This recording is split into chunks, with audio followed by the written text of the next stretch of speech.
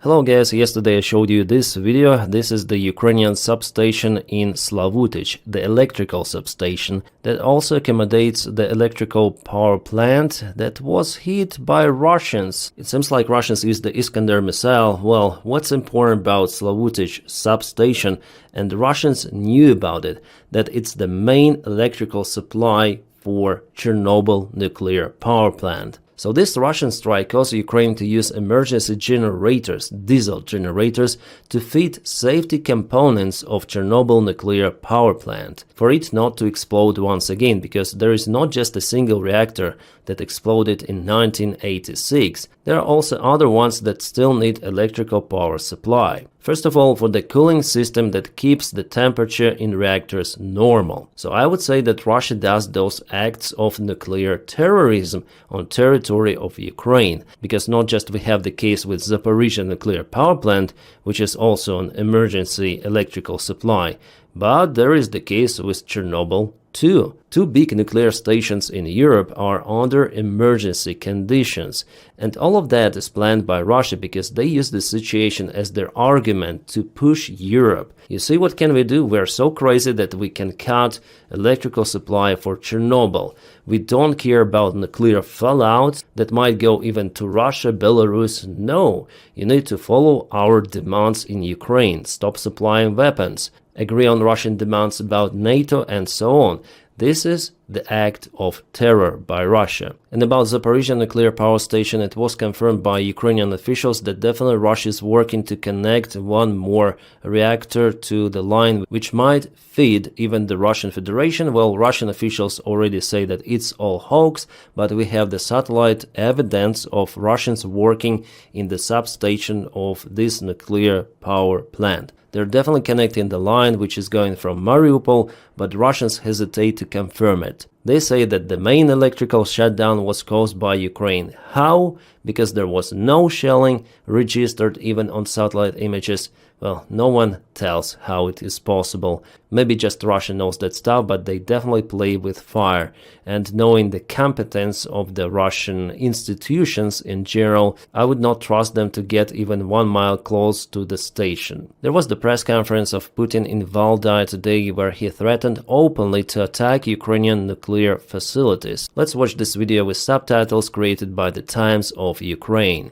Yeah, we have those jumping subtitles, so he says it's a dangerous game and people on the other side should also understand if they play with this so dangerously.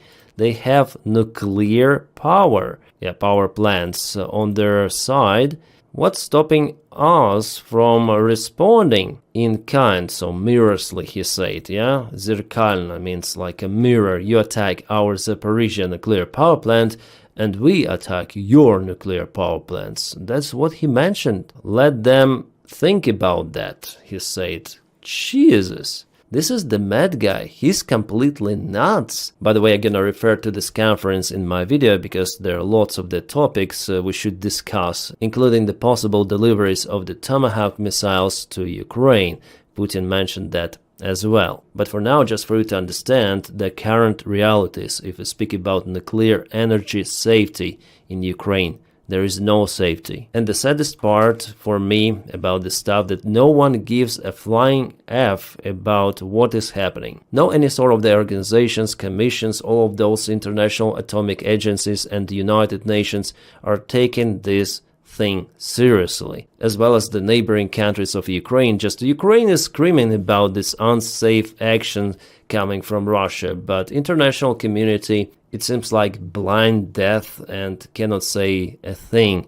Why? Well, because we live in this timeline, guys. It is not good. Those international organizations are just useless. They cannot sustain even themselves. So now we are back in the age of the power. Who has the power, who is capable to terrorize someone, wins the bank like Russian dictator thinks. But it's not that easy for him after all. Забыли русский штык и снег, погребший славу их в пустыне. This guy is nuts. he started to read some sort of the Pushkin's poem from 19th century. This poem is about mighty Russia and how Western world wants Slavs, blood of Slavs, that intoxicated them, so Western countries, and they now proudly forget their disastrous fight. So what the hell is happening? This guy is absolutely nuts, like completely. Roof is not out there. Roof is leaking. It doesn't exist. No logic. He lives in his own freaking parallel reality. For him, this war should continue. There is no any sign for this war to stop, unfortunately. At least while we have Russian regime in power. Not just Putin, no. There are other people around him, very close people, who think absolutely the same stuff. And then people tell, okay, if Putin passes away, there could be the end of war. I'm not sure, guys. The war in Afghanistan, I mean Soviet Union war in Afghanistan, it shows that it could not be like that. There were 3 of the leaders who changed in the Soviet Union for the long 10 years of that war, but still the war continued. Every death of the Soviet leader didn't change a thing. So here, this system that is built in Russia, FSB corrupt oligarch system, it may only function under the current state. And the current state in Russia is the state of war. They just call it special military operation. So yeah, unfortunately, it's like that, my friends. Не вся ли Европа тут была? А чья звезда ее вела? Guys, I don't have words to explain the stuff happening. Yeah, even now Russia launches their drones towards Ukraine. Poltava region is under the big threat. Many of the drones were spotted there. Also, Russia started to target lots of the Ukrainian rail infrastructure, including even trains, train stations. It has never been like that since the beginning of the war. And those strikes may slow down and sometimes stop Ukrainian logistics, because absolutely in those kind of the cases the maintenance is required. So Russia tries to disturb supply deliveries on railroad. Well, yesterday I told it on my stream, and here is the video itself, that France seized the Russian oil tanker. Yes, the tanker was registered on some other country, not Russia. The crew was international, but it is still the part of the Russian oil shadow fleet. And here you can see how the French special forces, they land on this tanker, and the crew was actually partially arrested. At least captain was detained. He refused to cooperate with French police, which might tell that they were hiding something, maybe some of the drones. Allegedly, drones which were spotted recently in Denmark, Norway, Germany were launched from this oil tanker, as media reports. But we'll see, yeah? Russia definitely may use those tankers for escalations and provocations. By the way, today at his conference, Putin said that nothing of that was on board of that ship and that it was illegally detained, and there were just some sort of the kids who were flying some of the drones over airfields in Europe. Yeah, just a standard Putin's bullshit. It is not us, it is not our army, those are just green men in Crimea, some sort of the volunteers. Putin always lies. And then Putin said today that Russia will not attack NATO, it is just hoax coming from the European politicians. And honestly, I just want to say, calm down, just get sleep, get a good night's sleep. It means totally opposite, because the same words he said relative to Ukraine. Russia doesn't need any sort of the Ukrainian territories, we are not occupiers, but now we see that Russians put Ukrainian territories into the Russian constitution,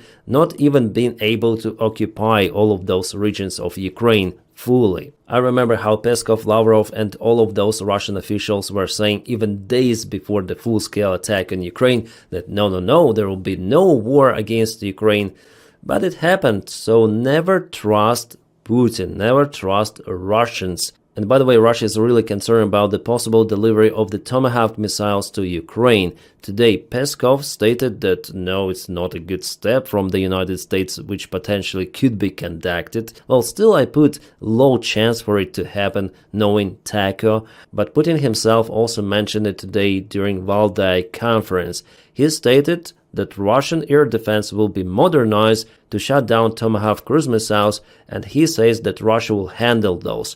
Well, it's kind of interesting. Actually, it gives the green light for United States to supply those missiles to Ukraine, because Russia already admitted that they would be pretty much okay with that. Putin claims that Russia successfully shuts down ATACMS missiles, so Tomahawk is not a big problem. Okay, he didn't say, oh, we're gonna nuke Washington or some of the Western countries as a response on that. So he said it's okay, so let those missiles to go to Ukraine. We'll see how okay Putin might be with that. Well, actually, before Putin said the similar stuff relative to HIMARS systems, he said that Russia has better systems, HIMARS is outdated. And he said we're gonna handle those with our mighty power. But yeah, the same stuff here with Tomahawk. So one more red line could be crossed. I would say it's not a red line any longer. It's, as the Russian military bloggers like to say, an amber line. Well, Reuters says that the United States Tomahawk missile shipment to Ukraine is unlikely. I also agree with that. I don't believe that Donald Trump administration may do this step. I would be really surprised if it happens. I don't think it will happen like that. But the Wall Street Journal says that the United States to provide Ukraine with intelligence for missile strikes deep inside Russia. Awesome news. If it is true, of course. I guess they have their own sources in the White House administration, and Marco Rubio is the guy who is propelling this stuff to support Ukraine in one or other way. By the way, some part of this video I shared on my Telegram channel. There is the comparison of Tomahawk missile, Flamingo, and how they potentially could operate behind the front lines. So yeah, the link for my Telegram is in the video description below. I also get some questions about the Kerch Bridge. Why is it still out there? Why Ukraine is not kaputting it? I think our partners are not interested into cutting it because they're afraid to escalate. But after all, I think Ukraine will cut it completely. There will be the day. While Ukraine is preparing a major offensive on Crimea, according to Sky News. Yeah, Sky News is not like the best media out there to trust, but nevertheless they published the article about the possible amphibious operation or landing operation on peninsula or a massive attack on Kerch Bridge, which is a key logistics artery for supplying Russian forces. No details about timing or specific forces were given, but the outlet sources indicate preparations for large-scale operation. Well, maybe it could be even like this. Back in 2023, I recorded the video about the possible landing operation on Crimea, because there was also the information published in media, and it was also coming from the Russian military bloggers that Ukraine is preparing for something big. Well, later on Ukraine started the attack in Kursk region instead of Crimea. Well, nowadays I don't think that it is really profitable for Ukraine to land on forces in Crimea. I think it is more profitable to really perform the Kerch Bridge operation. And we see the signs that probably Ukraine is getting ready to it, because Ukraine hits Russian air defense systems with the help of the drones, also Russian raiders located in peninsula, Russian surveillance airplanes, and lots of the other infrastructure. So I guess that the Kerch Bridge fire situation is just imminent. It's the question of time. Plus, Ukraine obtained the long-range tools like, for example, Neptune missiles or Flamingo. Maybe Ukraine is gathering resources for the major strike. It could be like that. Alright, just now we have the info about the kaboom happened in Azov factory. This factory, it is located in Primorsky Krai, 1,000 miles, standard miles away from Ukrainian border. Azot Uralhim was hit by Ukrainian drones. This factory ceased its operation. It is crucial for the Russian chemical productions, for the fuel components as well. And by the way, Zelensky also announced some of the strikes deep inside Russia, even towards Moscow. He promised even some of the disturbances with electricity in Moscow. Well, we'll see. This year, Ukraine has way more tools than the last year and will have them even more the next year. And unfortunately, this war, I guess, may continue for many more years, but for how long Russian refineries might last, that's the other question. Oh guys, great news, there was the major exchange of Ukrainian and Russian prisoners of war. 185 Ukrainian soldiers returned back from the Russian prisons. Awesome. And guys, please check out more videos on this channel where I filmed the updates about the situation on the front lines. We have some of the awesome news coming. Russians were trapped in Pokrovsk direction. I mean, completely trapped. In at least 2 of the locations, it has already been confirmed. And follow me on Patreon, because that is how you support my job for me to film videos daily. or you may join the membership of this YouTube channel. Thank you so much, guys, for supporting me. And now I wish you all a peaceful sky wherever you are, and have a great time.